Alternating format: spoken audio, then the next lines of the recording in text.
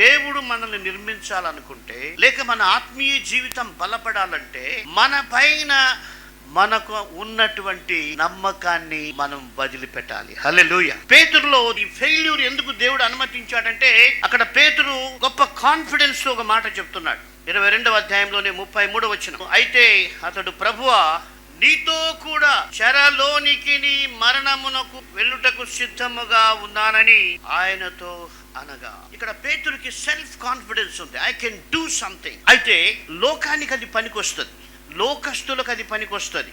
లోక కార్యాలు చేయడానికి, రాజకీయాలు చేయడానికి, లోకాన్ని ముంచడానికి సెల్ఫ్ కాన్ఫిడెన్స్ పనికొస్తుంది. కానీ ఆత్మీయ జీవితానికి సెల్ఫ్ కాన్ఫిడెన్స్ అనేది ఎప్పటికి కూడా పనికి రాదు. దేవుడు ఏం కోరుతున్నాడంటే, ప్రభువా, నా వల్ల ఏమి కూడా కాదు, నేను చాలా బలహీనరాలిని, నాకేమీ చేత కాదు అని మనం చెప్పాలి. హల్లెలూయా.